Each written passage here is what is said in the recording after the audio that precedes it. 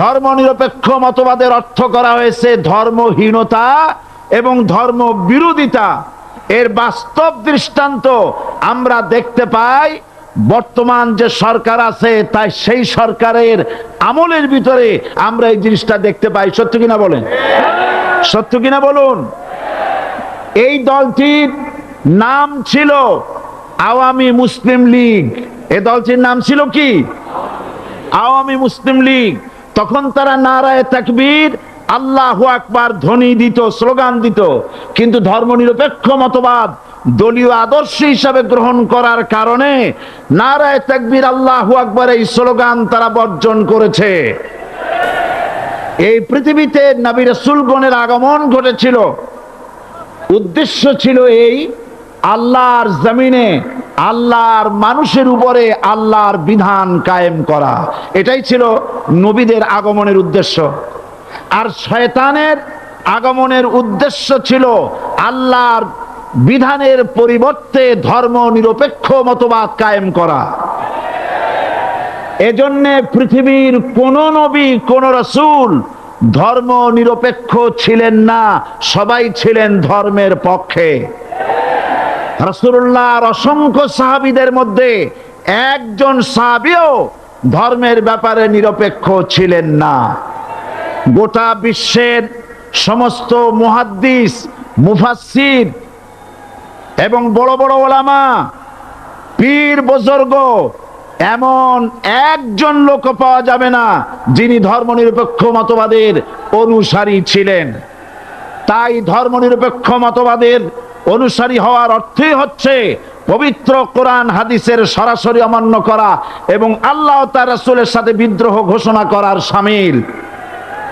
ধর্মনিরপেক্ষ মতবাদ শয়তানের আবিষ্কৃত মতবাদ বলেই দুনিয়ার অধিকাংশ ইহুদি, খ্রিস্টান, মুশরিকরা এই মতবাদের অনুসারী।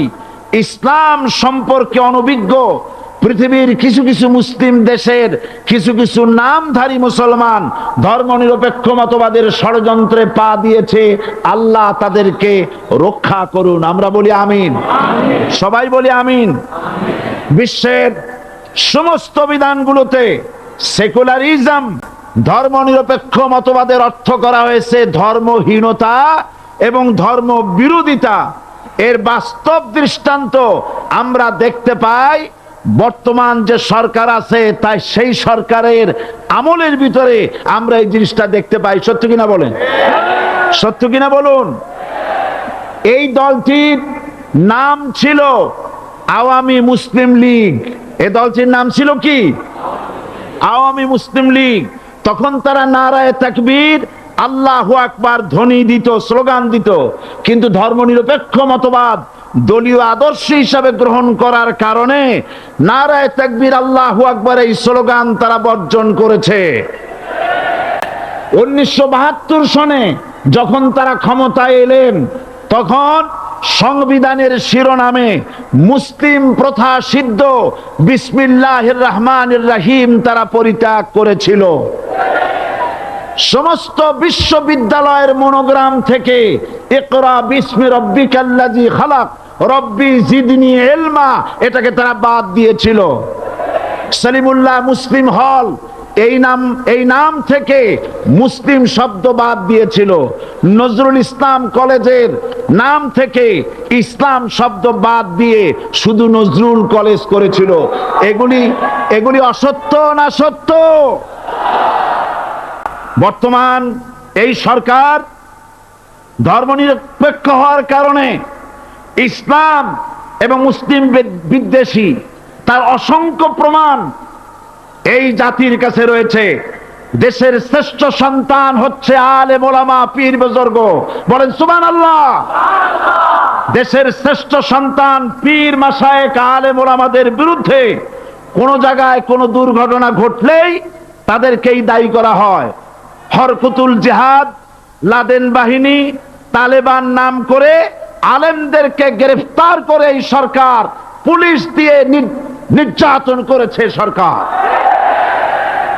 একথা সর্বজনবিদিত যে সন্ত্রাস এবং হত্যা ধর্ষণের 90% অনুষ্ঠিত হয় কলেজ বিশ্ববিদ্যালয় পড়ুয়াদের মধ্য থেকে, আর চরিত্র সৃষ্টির শ্রেষ্ঠ কারখানা মাদ্রাসাগুলি এই সরকার একটা একটা করে বন্ধ করার পরিকল্পনা গ্রহণ করেছে।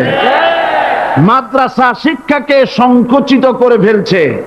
শুধু তাই নয়, দেশে অসংখ্য ভালো মন্দ পত্রিকা আছে, আরো রয়েছে ফুটপাতের অসংখ্য অশ্লীল ম্যাগাজিন, পর্ণ পত্রিকা।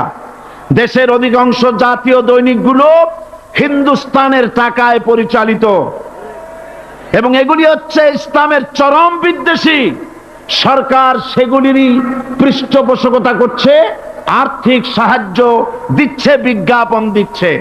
আর অন্যদিকে এদেশের মুসলিম জাতিসত্তার প্রতীক, স্বাধীনতা, সার্বভৌমত্ব, অখণ্ডত্বের অতন্দ্র প্রহরী, জননন্দিত 12 কোটি মুসলমানের কলিজার সাথে সম্পর্ক দৈনিক ইনকিলাব পত্রিকাকে বন্ধ করার ষড়যন্ত্র হিন্দুস্তানের গোলাম সরকার হাতে নিয়েছে।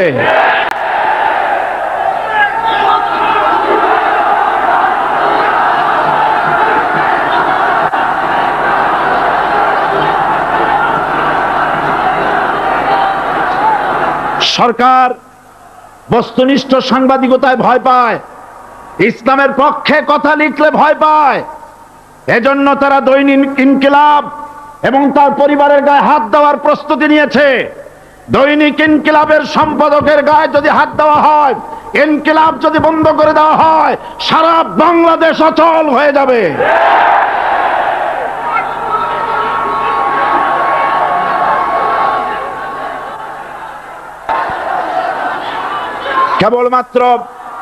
কেবলমাত্র ইসলামী রাষ্ট্র ব্যবস্থাই পারে হত্যা, ধর্ষণ, চুরি, ডাকাতি, জেনা, ব্যভিচার থেকে রক্ষা করে একটি সন্ত্রাসমুক্ত সমৃদ্ধ একটি বাংলাদেশ উপহার দিতে পারে কেবলমাত্র ইসলামী রাষ্ট্র ব্যবস্থা। সুতরাং অবস্থা দৃষ্টে মনে হয় এরা যদি আরেক আল্লাহ না করুন, বলেন আল্লাহ না করেন, আল্লাহ না করেন, আল্লাহ না করেন, এরা যদি আরেকটাবার ক্ষমতায় যেতে পারে, ৭২-এর সংবিধানকে পুনরুজ্জীবিত করে ধর্মনিরপেক্ষ মতবাদ কায়েম করবে, সেজন্য আজ গোটা তাওহীদবাদী মুসলমানদেরকে জানতে হবে ধর্মনিরপেক্ষ মতবাদ একটি কুফরি মতবাদ। ওলামারা আমাকে সাক্ষী দেন, ধর্মনিরপেক্ষ মতবাদ কুফরি মতবাদ কিনা। এই কুফরি মতবাদকে বাংলাদেশের মাটিতে যাতে কার্যকরী করতে না পারে, তার জন্য গোটা তাওহীদি জনতা রুখে দাঁড়ান। আল্লাহ পাক সে তৌফিক গোটা জাতিকে দান করুন বলি আমিন।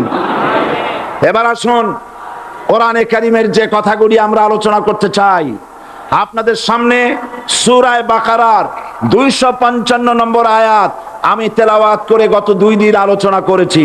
আজকে আসেন সেই যেখান থেকে শেষ করেছিলাম সেখান থেকে আলোচনা শুরু করে যাক।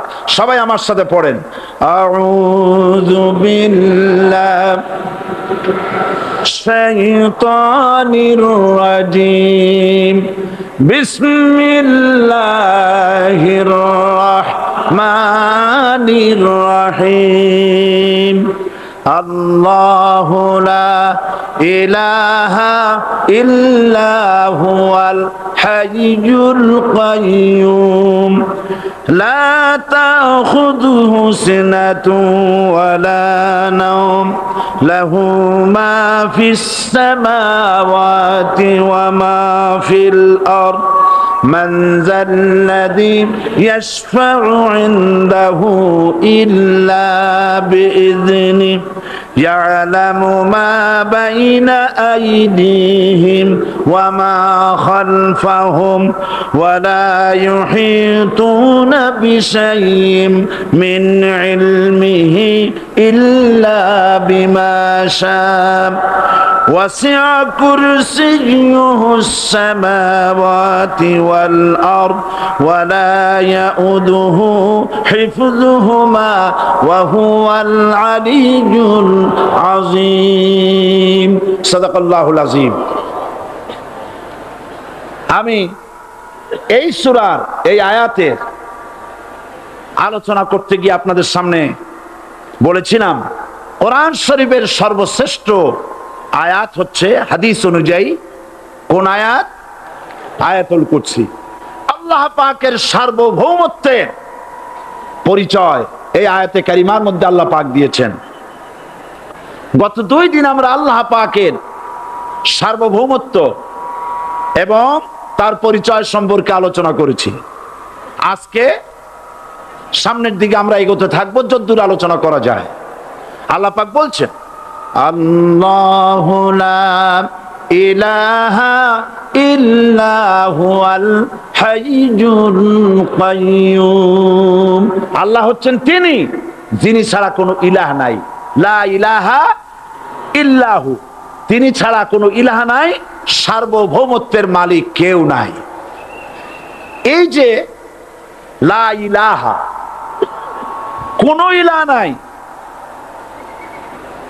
আমরা কালেমার মধ্যে এই কথাটা বলি। আমাদের কালেমায় তাইয়্যিবা আমরা কি উচ্চারণ করি? লা ইলাহা ইল্লাল্লাহু মুহাম্মাদুর রাসূলুল্লাহ। জোরে পড়েন, লা ইলাহা লা ইলাহা ইল্লাল্লাহু মুহাম্মাদুর রাসূলুল্লাহ। লা ইলাহা, কোনো ইলাহ নাই, এই দাওয়াত দিয়েছেন দুনিয়ার সমস্ত পয়গম্বর। এটা কি শুধু রাসূলুল্লাহর দাওয়াত ছিল? সমস্ত নবীদের স্লোগান ছিল একটা। সমস্ত নবীদের স্লোগান ছিল কয়টা?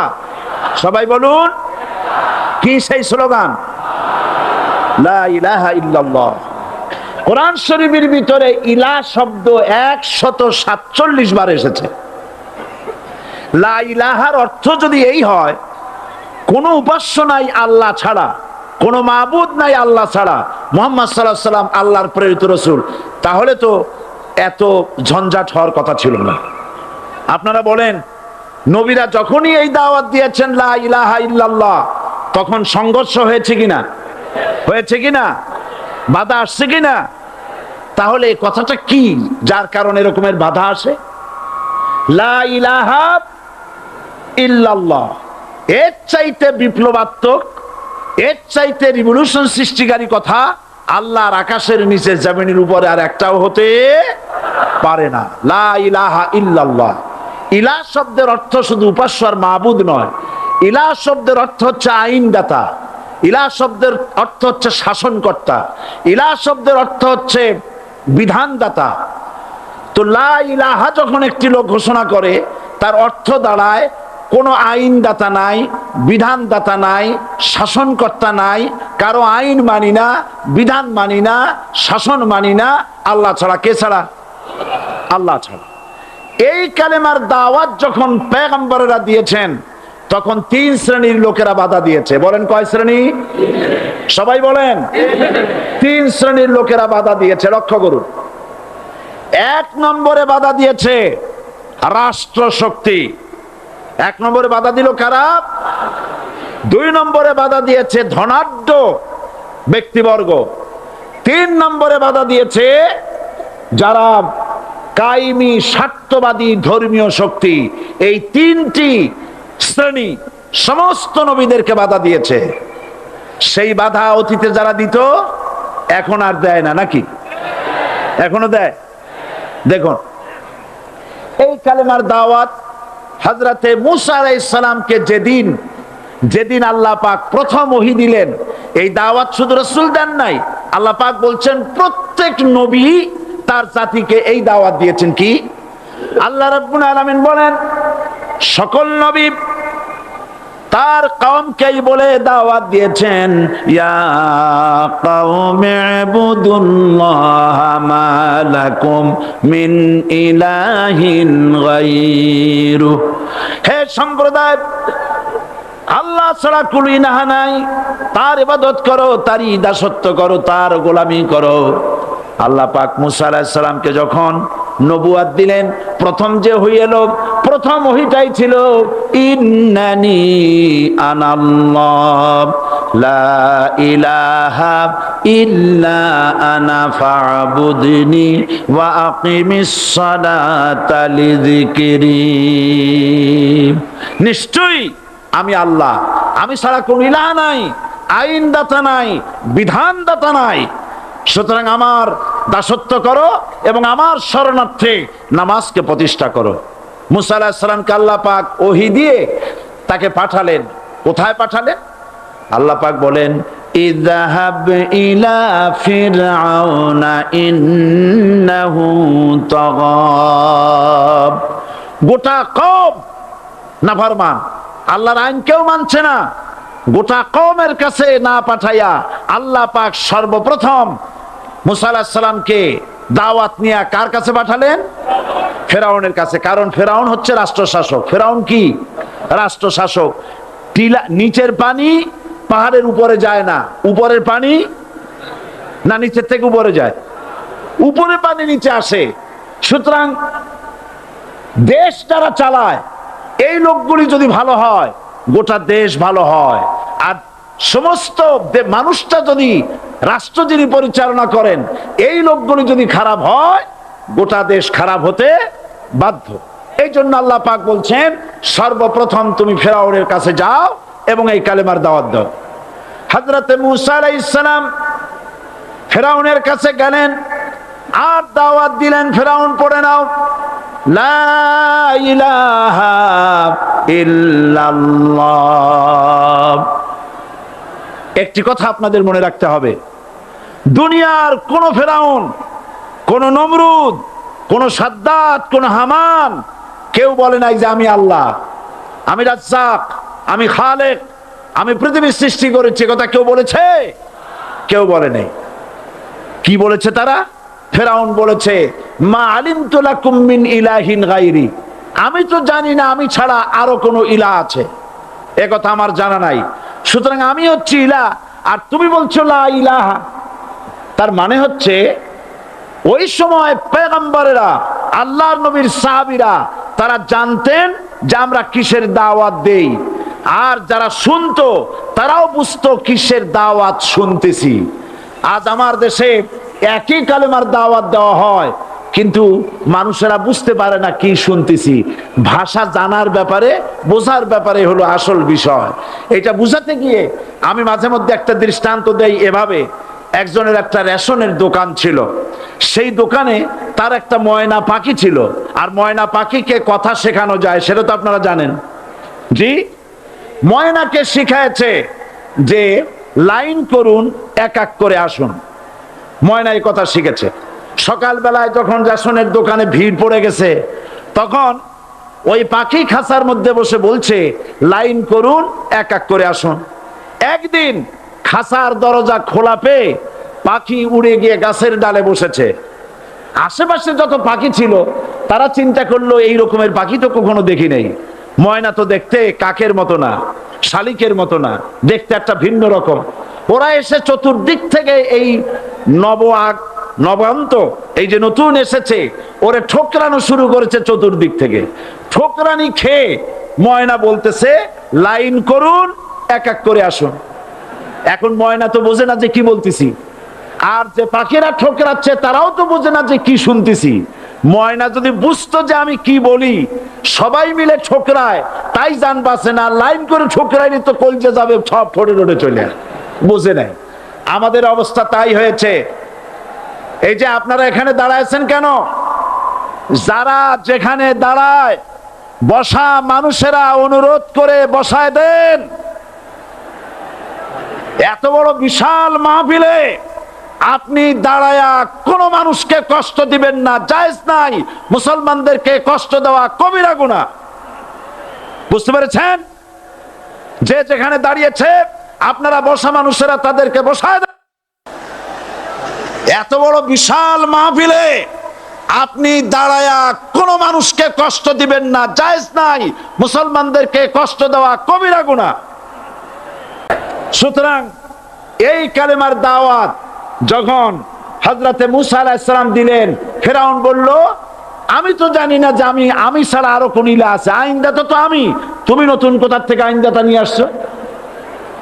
ফেরাউন বলছে, দেখো আমারে বাদ দিয়া যদি অন্য কাউকে ইলাহ বলে তুমি মানো, আর সেই শিক্ষা যদি যে জাতিকে দাও, তাহলে আমি তোমাকে ধরে লাআজআলান্নাকা মিনাল মাসজুনিন, আমি তোমাকে কারারুদ্ধ করব, আমি তোমাকে জেলখানায় ঢুকিয়ে দেব। রাষ্ট্রশক্তি প্রথম বাধা দিল কারা? বলেন সবাই। সেই বাধা কি ওখানে শেষ হয়েছে না এখনো আছে? আছে কিনা জোরে বলেন। আমি তোমাকে জেলখানায় ঢুকাবো। হযরত মুসা আলাইহিস সালাম বলেন, ফেরাউন রে, জেলের ভয় আমি করি না, আমাকে জেলের ভয় দেখায়া লাভ নাই, আমি আল্লাহ পাকের পয়গম্বর হযরত মুসা আলাইহিস সালাম। ফেরাউনের দলবল আছে, লোক লস্কর আছে, তার অস্ত্রের অভাব নাই। আল্লাহ রাব্বুল আলামিন মুসা আলাইহিস সালামের কাছে একটা অস্ত্র দিয়া দিলেন। দিছিলেন কিনা? দিছিলেন কিনা? আল্লাহ পাক হযরত মুসাকে বলেছেন, ওয়া মা তিলকা বিয়ামিনিকা ইয়া মুসা, মুসা রে তোমার হাতে ওটা কি? মুসা আলাইহিস সালাম বললেন, এটা লাঠি। আল্লাহ পাক বললেন, ফেলে দাও লাঠি। লাঠি ফালায় দিলেন। কি হয়ে গেল? হিয়া হাইয়াতুন তাসআ, লাঠি হয়ে গেল। এখন লাঠি পড়ে সাপ হয়ে গেল। সাপ দেখে নবী হোক, ওলি হোক, সাহাবী হোক আর আলেম হোক, সাপ দেখলে ভয় করে না মানুষের? মুসা আলাইহিস সালাম ভয় পাইছে। আল্লাহ রাব্বুল আলামিন হযরত মুসাকে শোনায় দিলেন, খুযহা ওয়া লা তাখাফ সানুঈদুহা সিরাতাহাল উলা,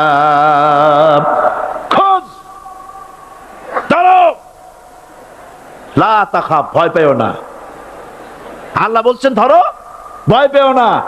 ধরার সঙ্গে সঙ্গে স্বাভাবিক অবস্থায় ফিরে আসবে, আবার লাঠি হয়ে যাবে। এখন আল্লাহ বলছেন ধরো। মুসা আলাইহিস সালাম কি ভয় পাওয়া উচিত হবে? উচিত হবে? মুসা আলাইহিস সালাম কি ভয় পাইছিলেন? কারণ হচ্ছে এই দুশমনের শক্তিটা খুব বড়ই দেখা যায়, মনে হয় যেন অনেক বড়, কি জানি কি। আল্লাহ পাক বলছেন, ইন্না কাইদাশ শায়তানে কানা দাঈফা, শয়তানের চক্রান্ত যতই তুমি মনে করো অনেক ষড়যন্ত্রের জাল বিস্তার হয়ে আছে, আল্লাহ কয় কিছুই না, দাঈফা, অত্যন্ত দুর্বল। আল্লাহ পাক বললেন ধরো। মুসা আলাইহিস সালাম সাপ ধরলেন, সঙ্গে সঙ্গে লাঠি হয়ে গেল। ফেরাউন বরদাস্ত করলো না, রাষ্ট্রশক্তির পক্ষ থেকে আক্রমণ শুরু হলো। অপরাধ কি? মুসা আলাইহিস সালামের অপরাধ কি? কি অপরাধ? মাশাআল্লাহ, বুঝতে পেরেছেন। অপরাধ হচ্ছে তিনি বলেছেন লা ইলাহা, জোরে বলেন লা ইলাহা ইল্লাল্লাহ। এই কালেমাকে আজ আমরা ভিক্ষার বুলি বানাইছি। এটা হলো সার্বভৌমত্বের বুলি, এটা হচ্ছে আল্লাহ পাকের সার্বভৌমত্বের কথা। আজ আমরা মানুষের কাছে আমরা শুনি, মানুষেরা ভিক্ষা চায়, লা ইলাহা ইল্লাল্লাহ, এক মুঠ চাউল দেন, লা ইলাহা ইল্লাল্লাহ 10 খান পাই দেন। এই হচ্ছে কালেমার জিকির। আবার কেউ কেউ জিকির করতেছে লা ইলাহা আস্তে, ইল্লাল্লাহ জোরে, এমন জোরে কলব সাফ করে, কলব তাতে থাকলেও পারে, গেলেও পারে। এই কালেমার জার, এর আঘাত পয়গম্বররা মেরেছেন। হযরত মুসা আলাইহিস সালাম যখন বলেছেন লা ইলাহা ইল্লাল্লাহ, এই ধাক্কা ফেরাউন বরদাস্ত করতে পারে নাই। দরিয়ায় নীলের ভিতরে আল্লাহ পাক ডুবাইয়ে শেষ করে দিয়েছেন, দেন নাই? হযরত মুসা আলাইহিস সালাম তার উম্মতেরা দরিয়ার পাশে বসে দ্বীনি কথাবার্তা বলতেছেন। এমন সময় ফেরাউন, তার শত্রু হচ্ছে মুসা আলাইহিস সালাম। শত্রু কেন? মুসা কি ফেরাউনের পাকা ধানে মই দিয়েছে নাকি? বলেন আপনারা। তার হালের গরু পিটায় মারছে নাকি?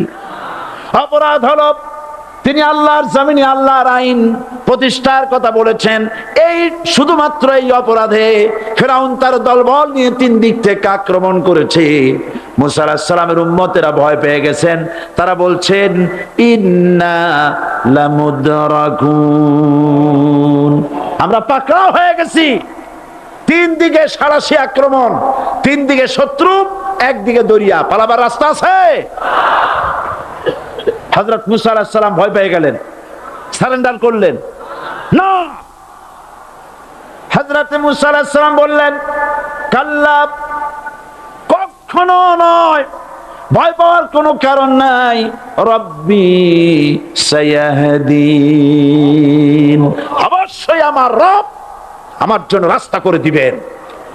ভয় পাইও না, আমার রব রাস্তা করে দিবেন। আল্লাহ রাব্বুল আলামিন হযরত মুসা আলাইহিস সালামকে অর্ডার করলেন, হাতের লাঠি দিয়া দরিয়ার উপরে আঘাত করো। হযরত মুসা আলাইহিস সালাম দরিয়ার উপর আঘাত করলেন। রাস্তা ছিল দরকার একটার, এক বাড়িতে আল্লাহর হুকুমে লাঠি দিয়ে একটি আঘাত করার সঙ্গে সঙ্গে হযরত মুসার তার সঙ্গী সাথী দরিয়া পার হওয়ার জন্য দরিয়ার মধ্য দিয়ে আল্লাহ 12টা রাস্তা পয়দা করে দিলেন। সে আল্লাহ আছে না নাই? এত আসতে বলেন কেন? ভয় পাওয়ার কারণ আছে? রাষ্ট্র শক্তি বাধা দিয়েছে সমস্ত নবীদেরকে। কেন? নবীদের চরিত্র খারাপ? জোরে বলেন, নবীদের চরিত্র খারাপ? নবীদের চাইতে মাসুম, বেগুনাহ, উন্নত চরিত্রের মানুষ আল্লাহর আকাশের নিচে জমিনের উপরে আর হয় নাই। তোমরা যে সব নেতাদের পিছনে দৌড়াও, অমুকের সৈনিক, নেতা নেতা করে মরো, এইসব নেতা যাদের পিছনে দৌড়াও, এই নেতাগুলি, আমি জিজ্ঞেস করি আপনাদেরকে, এই নেতাগুলি জীবনে একবারও জেনা করে নাই? এ ব্যাপারে অনুসারীরা আপনারা কি নিশ্চিত? মিথ্যা কথা জীবনেও কয় নাই, প্রতারণা করে নাই, ঠাট্টা করে নাই, বিদ্রুপ করে নাই, মদ খায় নাই, মানুষ হত্যা করে নাই। কিসের নেতা? নেতা হচ্ছেন সেই ব্যক্তি যিনি বলেছেন, ও আমার স্ত্রীরা, ও আমার সাহাবীরা, রাতের আধারে আমার মধ্যে যা আচরণ দেখতে পাও, দিনের আলোতে আমার মধ্যে যা দেখতে পাও, সবগুলি খুলে খুলে মানুষের কাছে বলে দাও। তার নাম বিশ্বনবী মুহাম্মদ রাসূলুল্লাহ সাল্লাল্লাহু আলাইহি ওয়াসাল্লাম।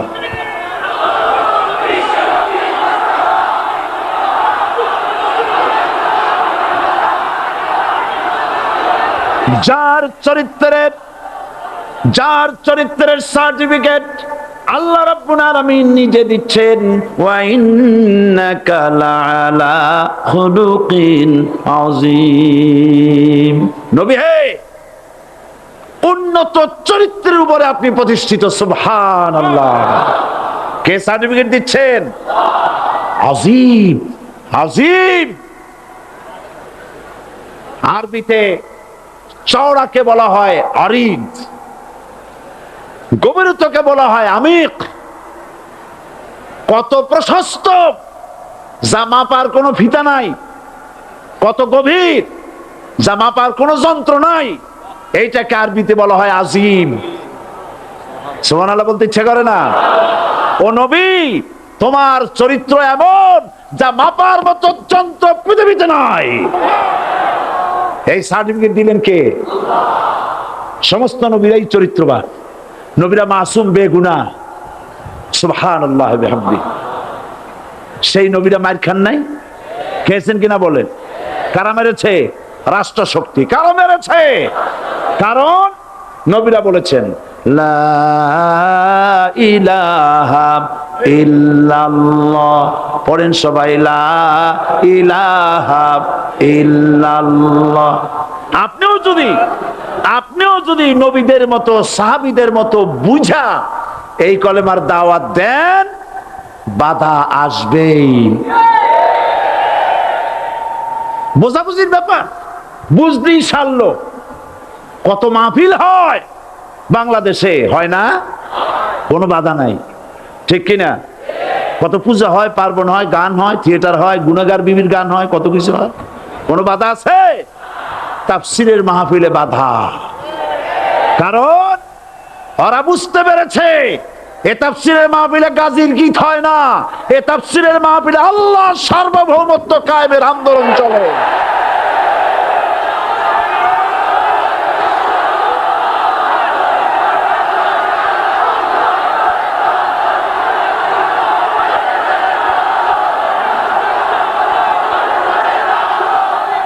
এবার দেখুন, এবার কলেমা বোঝেন, কালেমা বুঝুন।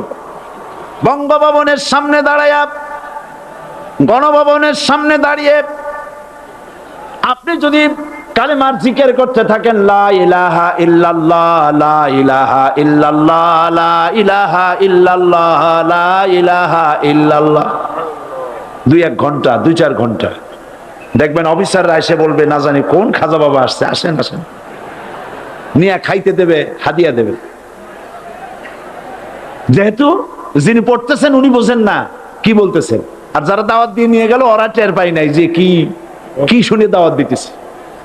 কিন্তু আপনি যদি বঙ্গভবন, গণভবন, সেক্রেটারিয়েট আর পার্লামেন্ট এর ভিতরে ঢুকে যদি বলেন, কোন মানুষের তৈরি করা আইন মানি না, কোন সরকারের সার্বভৌমত্ব স্বীকার করি না, কারো বিধান মানি না, কারো তৈরি করা আইনের সামনে মাথা নত করি না, আল্লাহ ছাড়া কারো বিধান মানি না, হাদিয়া আসবে, খাইতে দেবে, পকেটে টাকা দেবে, খাওয়াবে এক জায়গায় নিয়ে, কোন জায়গায়?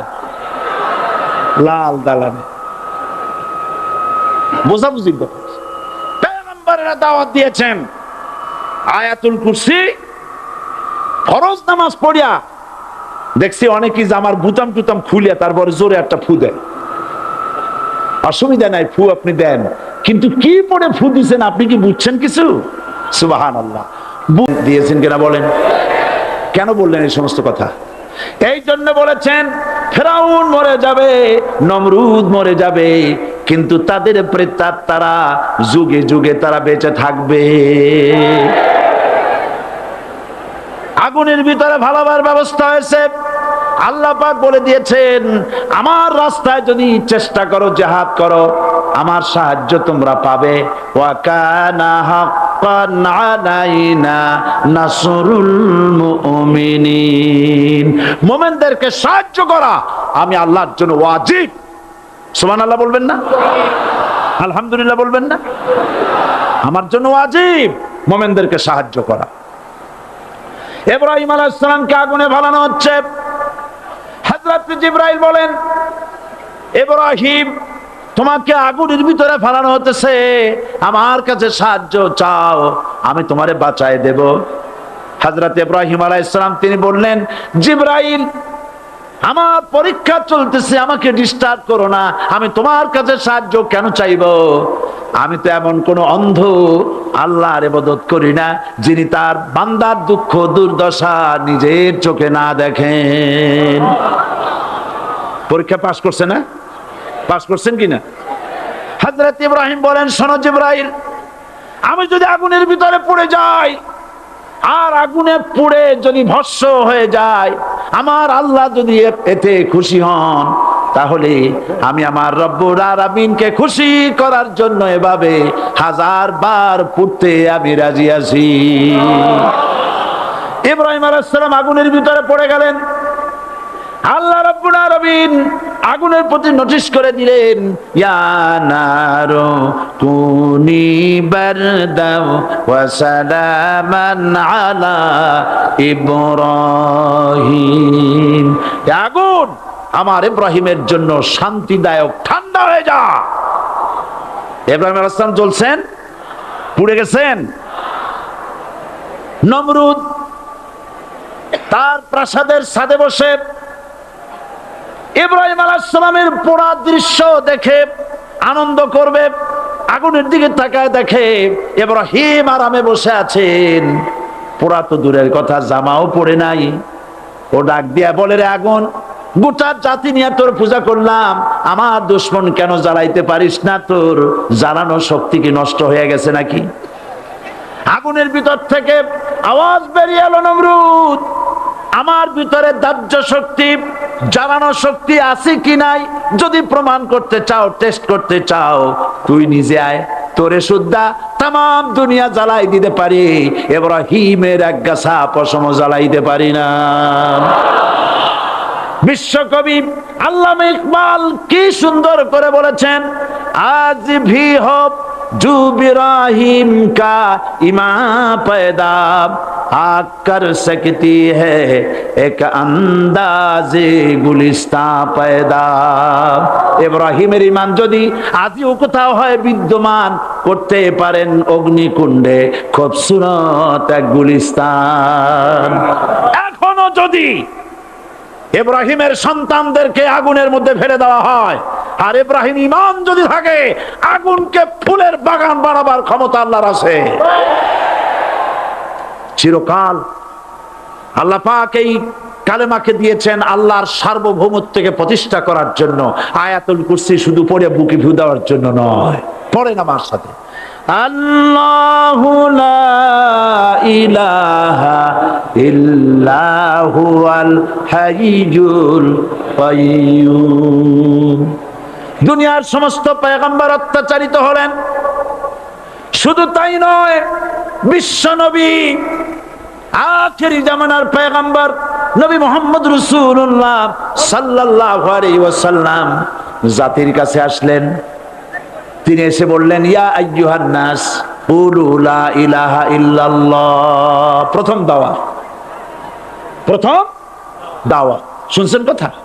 রাসূলুল্লাহ বলছেন, ও জাতি, আমার রাসূল তো মক্কার রাসূল না শুধু, মদিনার রাসূল না শুধু, আরবি ভাষা ভাষীদের রাসূল না শুধু, আমার নবী কি নবী? চিল্লায় বলেন। তাই তিনি বলেছেন, ও বিশ্বের মানবতা, বিশ্বের মানব গোষ্ঠী, যদি মুক্তি পেতে চাও, নাজাত পেতে চাও, উচ্চারণ করো, বিশ্বাস করো, আমল করো, বলো লা ইলাহা ইল্লাল্লাহ। জোরে পড়েন, লা ইলাহা ইল্লাল্লাহ, লা ইলাহা ইল্লাল্লাহ মুহাম্মাদুর রাসূলুল্লাহ। আবু জাহেল বুঝছিল কলেমার অর্থ? কথা বলেন না কেন? আবু জাহেল বুঝছিল? উতবা, সাইবা, মুগিরার গোষ্ঠীরা বুঝছিল? বুঝেছে। তারপরে তারা চিন্তা করলো যে সর্বনাশ তো করছে, লা ইলাহা, কোন ইলাহা নাই, আইনদাতা নাই, বিধানদাতা নাই, তাহলে আমরা কি ঘরে বসে বসে কি করব? উনি নতুন একজন ইলাহ নিয়ে আসছে, আল্লাহ ছাড়া কোন ইলাহ নাই, তাহলে আমাদের কাজটা কি? প্রথমে তারা চেষ্টা করলো যে একটু দেখি নরম নরম ভাবে হয় নাকি। চলে গেল আবু তালেবের কাছে, আসে না হাদিসে বললো, আবু তালেব, তুমি তো কুরাইশদের নেতা, তোমার ভাইয়ের ছেলে কয়টাই কি? কি আশ্চর্যজনক কথা! লা ইলাহা ইল্লাল্লাহ, আল্লাহ ছাড়া কোনো ইলাহ নাই, তা আমরা করব কি? তোমার ভাতিজাকে বুঝাও লা ইলাহা ইল্লাল্লাহ দাওয়াত বন্ধ করে দিক, এর বিনিময়ে টাকা লাগে টাকা দেব, সোনা লাগে সোনা দেব, যত সুন্দরী মেয়ে চায় তাও দেব, নেতৃত্ব চায় তাও দেব, তবু যেন কালেমার দাওয়াত না দেয়। আসিনেকা হাদিসে আছে কিনা? নবীজি যখন বাড়ি ফিরলেন, চাচা আবু তালেব নিজের কলিজার টুকরা সন্তান হযরত জাফর আলীর চাইতে তিনি ভালোবাসতেন কলিজার মতো করে মুহাম্মদ সাল্লাল্লাহু আলাইহি সাল্লামকে। বলছে, বাবা এমন কথা কেন বলো যাতে লোকেরা খেপে যায়? এই কথাগুলি বলো না, ওরা আমার কাছে এই সব প্রস্তাব দিয়ে গিয়েছে। রাসূলুল্লাহ প্রস্তাব শুনে এগ্রি করলেন। জি, আমার নবী বলেন, ও আমার চাচা আবু তালেব, প্রস্তাবকারীদেরকে শুনিয়ে দিন। হুজুরের সাথে তখন অনেক লোকজন নাকি, অনেক অস্ত্রপাতি, কিচ্ছু নাই, আল্লাহর শক্তি ছাড়া কিছুই না। আমার নবী বলেন, ও আমার চাচা আবু তালেব, প্রস্তাবকারীদেরকে শুনিয়ে দেন, যেটা দেওয়া সম্ভব সেটা তো দূরের কথা, যেটা দেওয়া সম্ভব নয় তাও যদি তারা দিতে পারে আমারে, যেমন আকাশের সূর্যটা ধরে এনে ওরা যদি আমার ডান হাতে তুলে দেয়, আকাশের পূর্ণিমার চাঁদটা ধরে যদি বাম হাতে আমার তুলে দেয়, এর বিনিময়ে এক মুহূর্তের জন্য তাওহীদের দাওয়াত আমি বন্ধ করে দেব না। সুবহানাল্লাহ।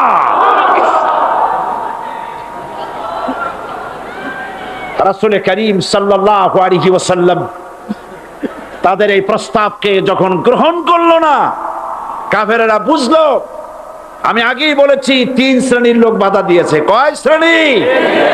প্রথম শ্রেণী কি?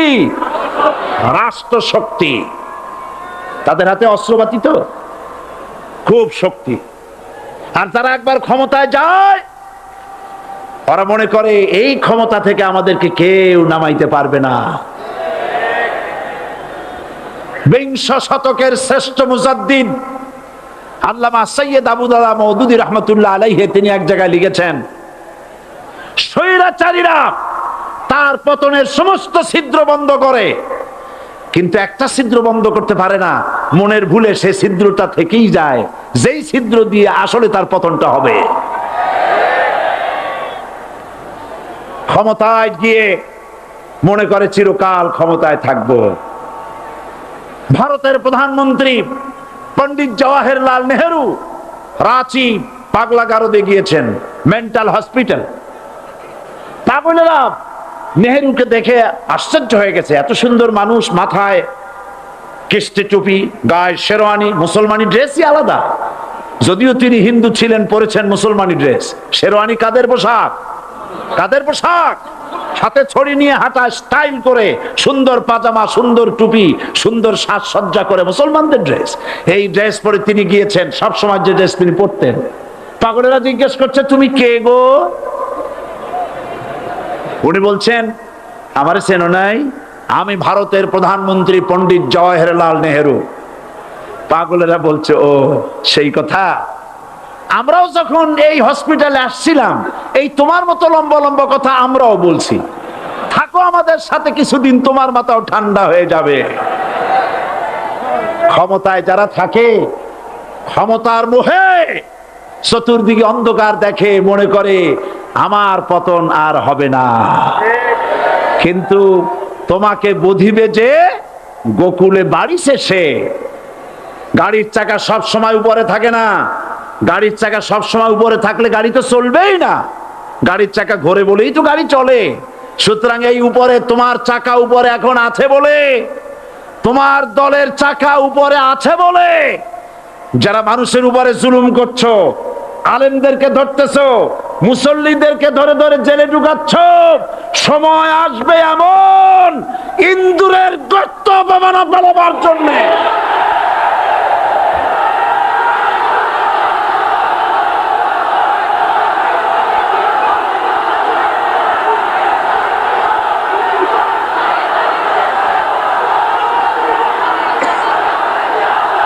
আবু জাহেলের গোষ্ঠী,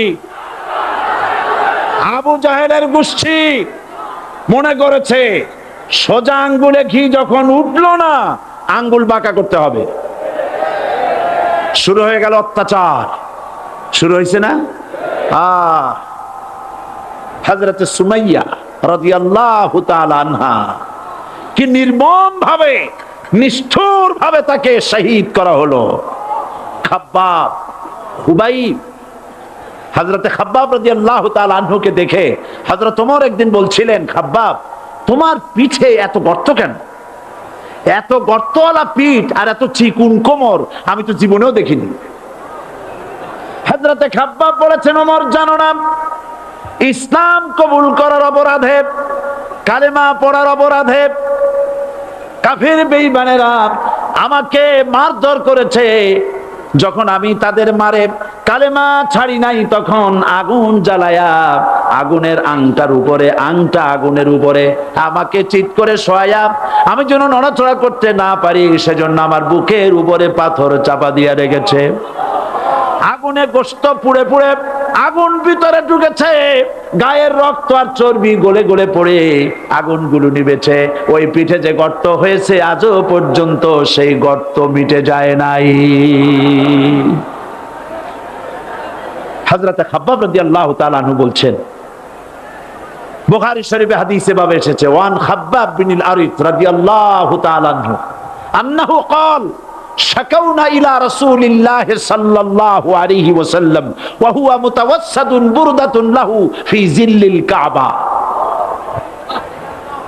আমি গেলাম রাসূলুল্লাহর কাছে, যে দেখে হুজুর বাইতুল্লাহ শরীফের ছায়ায় আরাম ফরমাচ্ছেন।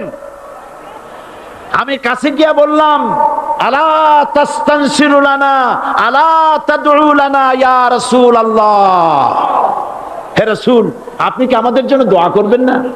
আপনি কি আমাদের জন্য আল্লাহর কাছে সাহায্য প্রার্থনা করবেন না? মার খেয়ে খেয়ে তো শেষ হয়ে গেল। শুনতেছেন আপনারা? আল্লাহর নবী উঠে বসলেন, বললেন খাব্বাব শোনো, তোমাদের আগে যারা এই পৃথিবীতে এসেছিলেন দ্বীনের দাওয়াত দেওয়ার জন্য, সমকালীন রাষ্ট্র শক্তি তাদেরকে ধরতো, ফায়ুখাজুর রাজুলু ফায়ুহফারু লাহু ফিল আরদ, তার জন্য তারে ধরে নিয়া মাটির মধ্যে গর্ত করত, ফায়ুজআলু ফিহা, এরপরে সেই গর্তের ভিতরে তাকে কোমর পর্যন্ত গেড়ে দিত। সুম্মা ইউতা বিল মানশার, এরপরে করাত আনা হতো, ফায়ুদাউ আলা রাসিহি, এরপরে করাতটা মাথার উপরে রাখা হতো, ফায়ুজআলু নিসফাইন, এরপরে করাত দিয়া চিরে চিরে জীবিত মানুষটাকে দ্বিখণ্ডিত করে ফেলে দিত। মা ইয়াসুদ্দুহু যালিকা আন দীনি, এত কষ্ট দেওয়ার পরেও, এত জুলুম করার পরেও দ্বীনের দায়ীদেরকে এক চুল পরিমাণ আল্লাহর রাস্তা থেকে তারা সরাই দিতে পারে নাই। ওয়াল্লাহি, ও খাব্বাব আমি আমার আল্লাহর নামে কসম করি। ও মুসলমান কে কসম করতেছে? আল্লাহ রাসূল। আমি আমার আল্লাহর নামে কসম করি, ওয়াল্লাহি লা ইউতাম্মান্নাল্লাহু হাদাল আমর হাত্তা ইয়াসির রাকিবু মিন সানা ইলা হাযরামাউত। সেদিন বেশি দূরে নয়, ইয়েমেনের রাজধানী সানা থেকে শুরু করে সৌদি আরবের হাযরামাউত পর্যন্ত হাজার হাজার মাইল, এই দীর্ঘ পথে যুবতী নারী তার সৌন্দর্যের পশ্চা নিয়া, আর ধনাঢ্য ব্যক্তিরা সওদাগরেরা তাদের টাকা পয়সা নিয়া একাকে নিয়ে অথবা দলবদ্ধ ভাবে মানুষেরা যাতায়াত করবে। লা ইয়াখাফু ইল্লাল্লাহ, মানুষের মনের মধ্যে কোনো ভয় থাকবে না।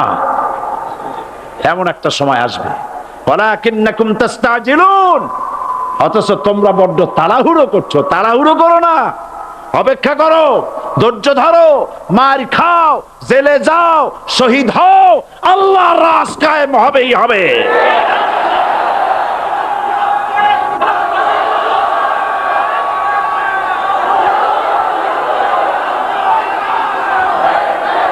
বিল্ডিং থেকে শিক্ষা গ্রহণ করুন।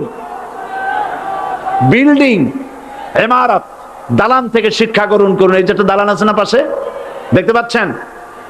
এই দালান কি দিয়ে তৈরি করা হয়েছে বলেন? ইট।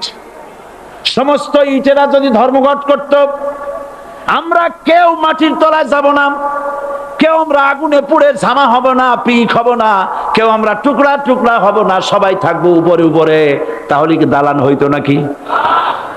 এই বিল্ডিং নির্মাণ করতে গিয়া ইটের যে স্যাক্রিফাইস, হাজার হাজার ইটকে পিক হতে হয়েছে, পুড়ে যেতে হয়েছে, খোয়া হতে হয়েছে, ভেঙে টুকরা টুকরা হয়ে 50 ফিট মাটির নিচে যেতে হয়েছে, তারপরে ইমারত গঠন হয়েছে, সুন্দর দালান তৈরি হয়েছে।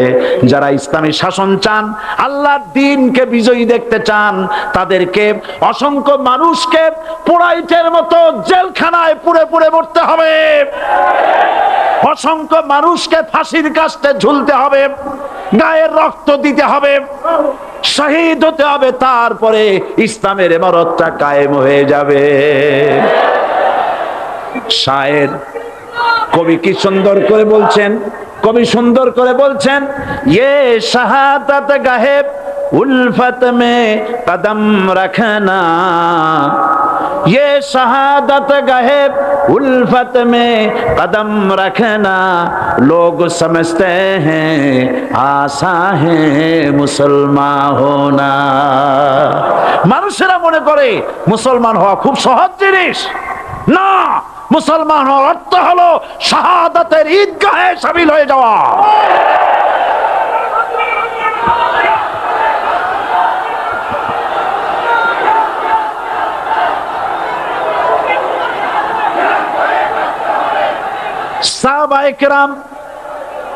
সাহাবায়ে কেরাম মার খেলেন, এবার স্বয়ং আল্লাহর নবীর গায়ে হাত তুলল।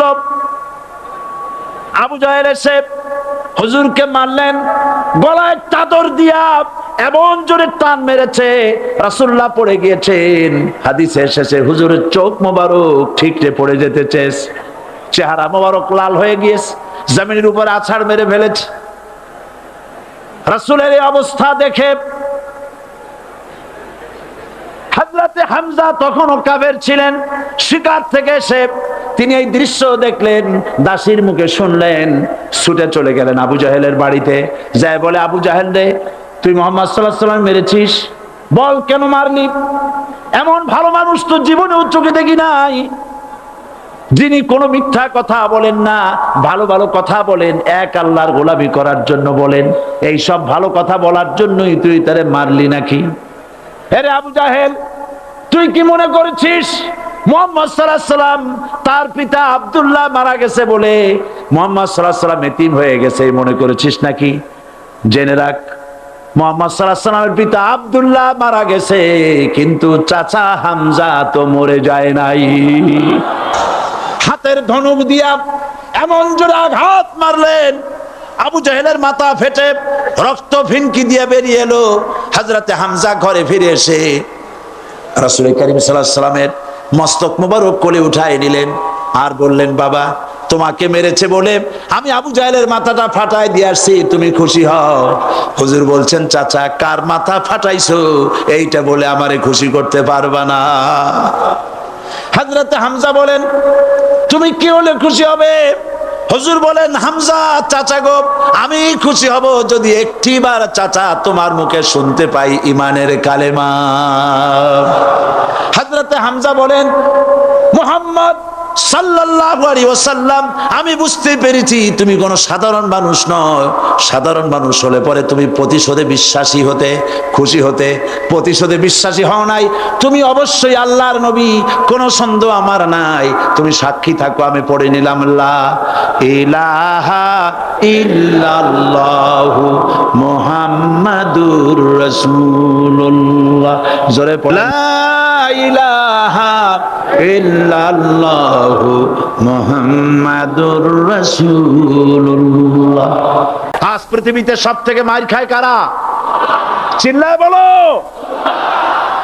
আলজেরিয়ায় কারা? বসনিয়ায় কারা? চেচনিয়ায় কারা? প্যালেস্টাইনে কারা? আহা, প্যালেস্টাইনের মুসলমানদেরকে মাইরে মাইরে শেষ করে দিল। দেখছেন ছবিতে না? দেখেন না? প্যালেস্টাইনের মুসলমানদের যে কে যখন মারা হচ্ছে, বাংলাদেশের প্রধানমন্ত্রী তখন আমেরিকায় ক্লিনটনের সঙ্গে কথা বলতেছেন। তিনি ক্লিনটনের কাছে তার পিতৃ হত্যার জন্য দায়ী সাজাপ্রাপ্ত 3 জন ব্যক্তিকে ফেরত চাচ্ছিলেন। আমার দৃষ্টিতে এটা কোনো অপরাধ নয়। সন্তান তার পিতার প্রতি আকর্ষণ থাকবেই, আমার আপত্তি সেখানে। আপনি প্রধানমন্ত্রী, শুধু শেখ পরিবারের প্রধানমন্ত্রী নন, শুধু আওয়ামী লীগের প্রধানমন্ত্রী হওয়া উচিত নয় আপনার। আপনি পৃথিবীর দ্বিতীয় বৃহত্তম বাংলাদেশের 12 কোটি মুসলমানের প্রধানমন্ত্রী। পিতৃ হত্যার আসামি ফেরত চাইলেন, কিন্তু বিল ক্লিনটনের আশ্রয় প্রশ্রয় লালিত পৃথিবীর অসভ্য জাতি সন্ত্রাসী ইহুদিরা প্যালেস্টাইনের মুসলমানদেরকে পাখির মতো গুলি করে হত্যা করছে। আপনি কেন এর জবাব চাইলেন না?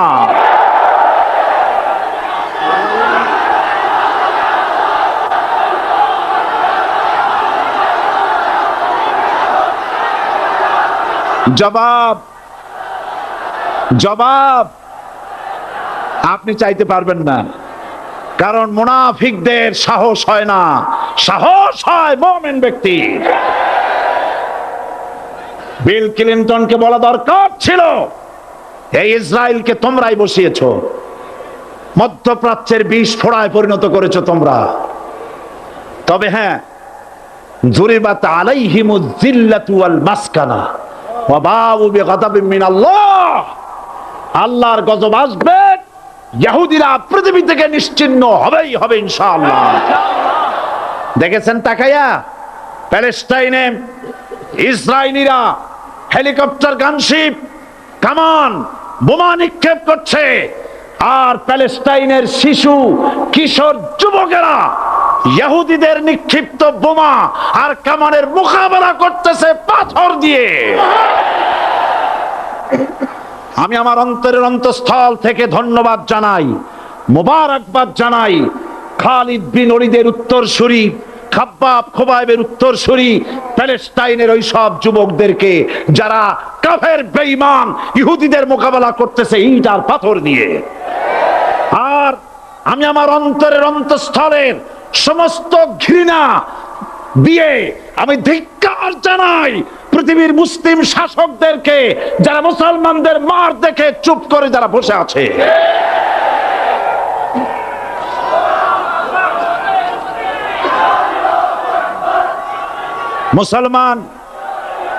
মুসলমান যদি মুসলমানের মতো হয় 10 জন যথেষ্ট। কয়জন যথেষ্ট? কোথায় আছে কথা? আল্লাহ পাক কোরআন শরীফের মধ্যে বলেছেন, একজন যদি হও ইমানদার মুত্তাকি 10 জনের উপরে বিজয়ী হবে। 10 জন যদি হও 100-র উপরে বিজয়ী হবে। 100 যদি হও 1000-এর উপরে বিজয়ী করব। জোরে বলেন সুবহানাল্লাহ। কবি বলতেছেন, ফিজায়ে বদরে পয়দা কুন ফেরেশতে তেরি নুসরত কো উতার सकते गर्दों से कतर अंदर कतर अभी। বদরের মুসলমানদের মতো ঈমান আনো, তাহলে আকাশ থেকে কাতারে কাতারে ফেরেশতা নাজিল করে দিয়ে আল্লাহ পাক তোমাদেরকে সাহায্য করবেন। সুবহানাল্লাহ। সে আল্লাহ আছে না নাই? জোরে বলেন আছে না নাই?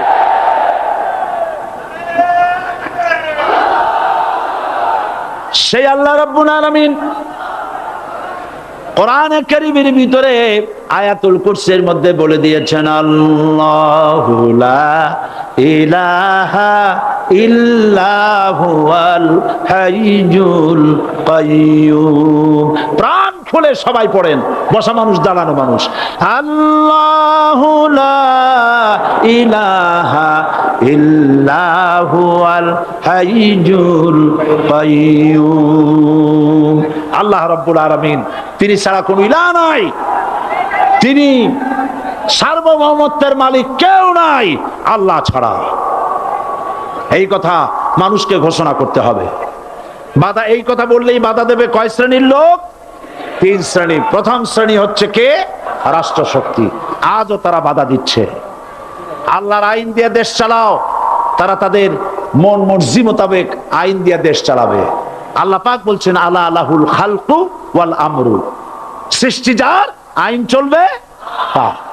কারো বাবার আইন চলতে পারে না, নিজেদের তৈরি করা আইন চলবে না। ইনিল হুকমু ইল্লা লিল্লাহ। একমাত্র আইন চলবে কার? এই আইন রাসূল করিম সাল্লাল্লাহু আলাইহি ওয়াসাল্লাম মদিনায় কোরআন দিয়ে প্রতিষ্ঠিত করেছিলেন। আল্লাহর বিধান, আল্লাহর সার্বভৌমত্ব কায়েম করেছিলেন। কোরআন সংবিধান হলো, চুরি বন্ধ হলো, ডাকাতি বন্ধ হলো, জেনা বন্ধ হলো, হত্যা বন্ধ হলো, ধর্ষণ বন্ধ হলো, সব কিছু বন্ধ হয়ে গিয়ে মুসলমানেরা শান্তি লাভ করলো, পৃথিবীর মানুষ শান্তি লাভ করলো। সুবহানাল্লাহ।